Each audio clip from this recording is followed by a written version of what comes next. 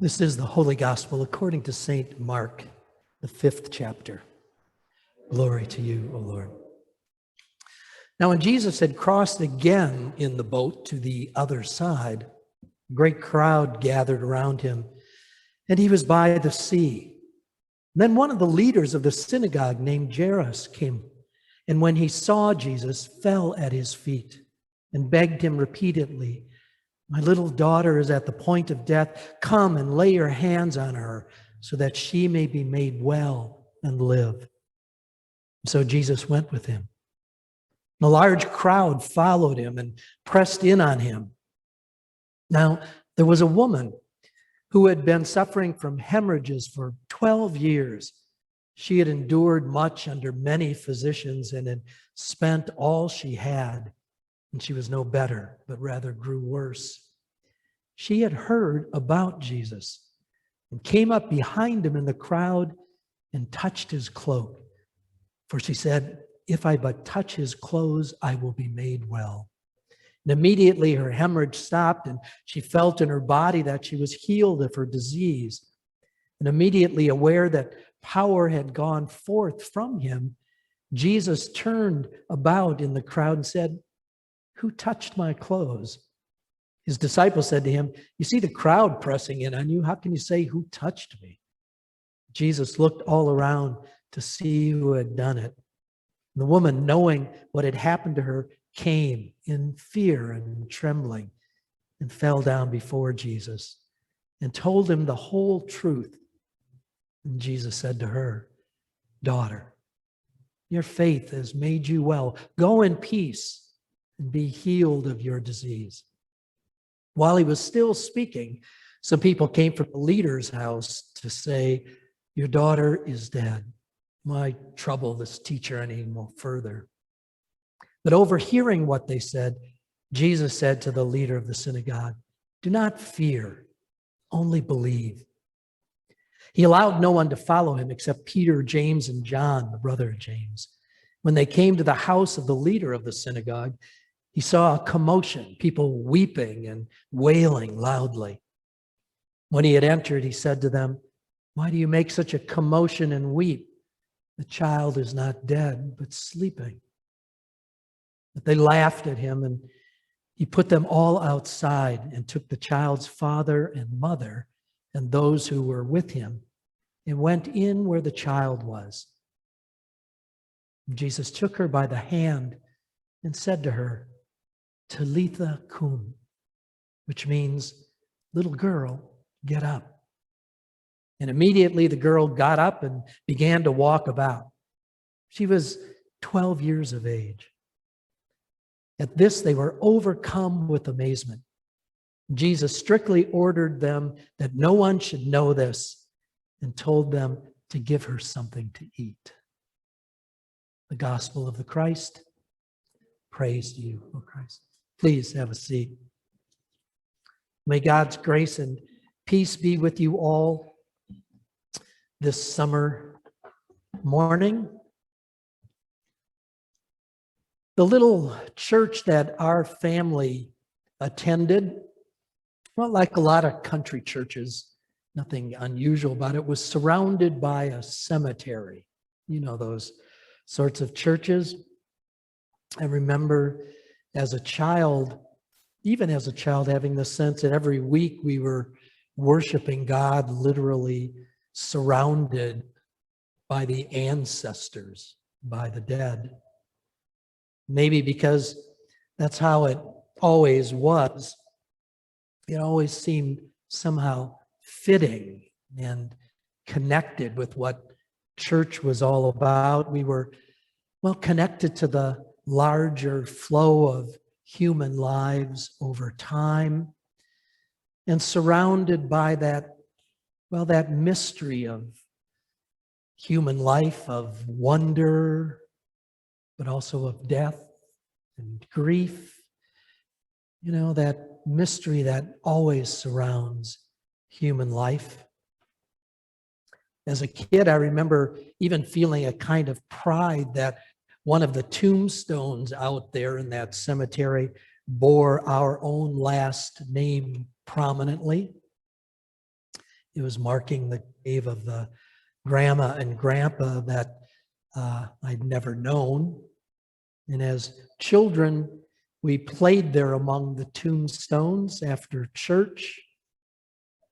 Of course, only vaguely aware of the deeper meaning of this place, and so it'd suddenly be lifted up by the nape of your neck, for this is not a playground out here. And yet somehow the energy and vitality of young life seemed somehow, to be part of this larger mystery.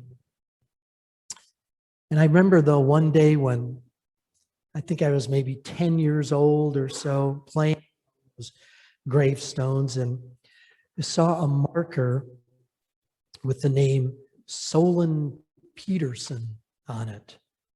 And when I looked at the dates inscribed on the stone, born 1867, died 1877, realized that that I was the same age as she was when she died. I remember asking my mom about this little girl the whole time, wondering in a child's way about death.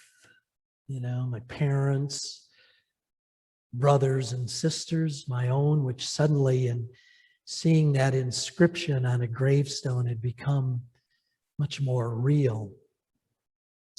Well, whether it's good to have a church surrounded by a cemetery, I don't know, but there is something powerful about it. For though our contemporary culture doesn't like to talk about it or really admit its reality, all human life, as you know, is surrounded by this great mystery, the wonder and preciousness of life, but also the sadness and grief of death. It may not be till we're older that we come face to face with this mystery in a way that really confronts us, but it's nonetheless a truth of all our lives.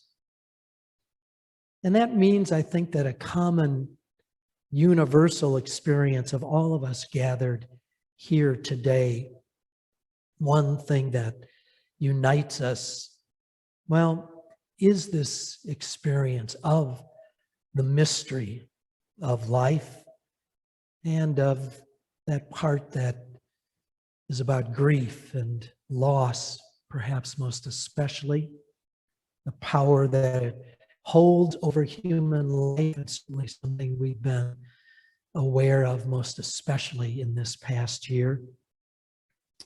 And whether we're aware of it or not, or admit it or not, it seems to me it's something of this very mystery that brings us here to this church this morning. It's not merely to ponder it, or certainly to not morbidly focus upon it, but rather to find hope and meaning for our lives, the lives of our children and grandchildren. And so maybe in the same sense, you could say that a common need uniting us all.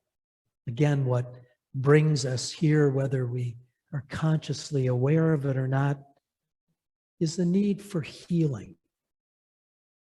Healing, for a person we love who is hurting and in need, or healing for ourselves, physical healing, or the healing of memories and emotions that grieve and pain us. Whether we consciously know it or not, the desire for healing, the unspoken hope against hope that we might find healing, is something, all of us are in need of, I believe, in one way or another. If we use the biblical word for healing, soter, it also means to save. And so it is that we might say that every one of us is in need of being saved. It's for this reason, of course, that it's so significant that so many stories about Jesus have to do with healing, and healing that takes a variety of forms. Today we heard the story of such a healing. In fact, two of them. Jesus disembarks from a boat following a stormy crossing that we heard about last week. A man dressed in fine robes and the rich vestments of a religious leader runs up to Jesus, throws himself into the dirt at his feet. Looking up with tears in his eyes, he pleads, the words coming out all heavy and slow, my little girl,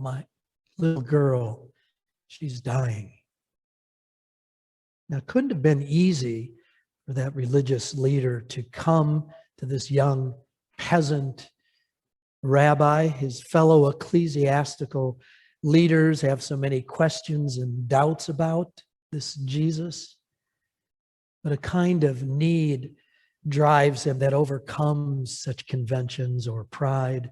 His little one, his daughter, is sick, and in such a time, a parent will do anything to help their child, anything to find healing wherever it may be found and from whoever may offer it.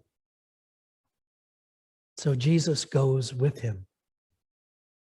Then along the way, a woman older and weak from the years of her illness, suffering from the shame associated with it as one considered unclean or impure, less than, whether in desperation or hope or that odd combination of the two that comes with suffering, she reaches out to touch the robe of the one who moves quickly through the crowd. And as she does so, she feels a surge of energy moving through her. And as you heard, Jesus knows what has happened and asked, who touched him? The woman timidly comes forward, but despite her breaking of the purity rules of their shared religious tradition and making Jesus ritually unclean, Jesus doesn't scold her. Instead, he says simply, daughter, your faith has healed you. Now, when Jesus arrives at the synagogue leader's home, the mourning has already begun for the little girl we're told is dead. Despite the weeping of the people gathered there, Jesus continues on saying, she's not dead, but only sleeping. And that's followed by a kind of sad, derisive laughter that's brought on by the people's grief. Then Jesus goes into the room with her parents and some of his disciples to see what is taking place. He takes the little girl's hand and says simply, little girl, get up. And to the unspoken astonishment of all, she does get up. And then he tells the amazed and joyous parents, give her something to eat. I like that part.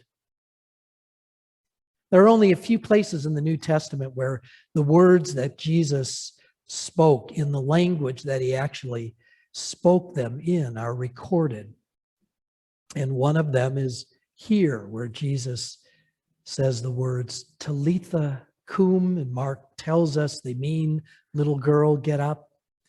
Just why these precise words are remembered and recorded really isn't told to us, but I think there is significance to it. Perhaps it has to do with the very simplicity in the face of so great a mystery as human life and death.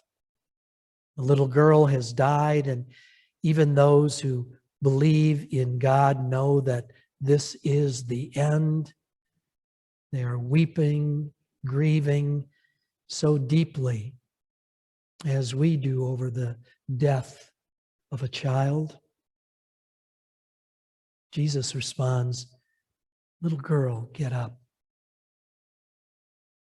These stories of healing, of saving, they give no explanations, no great pronouncements, but simply demonstrate Jesus' power to heal, to save.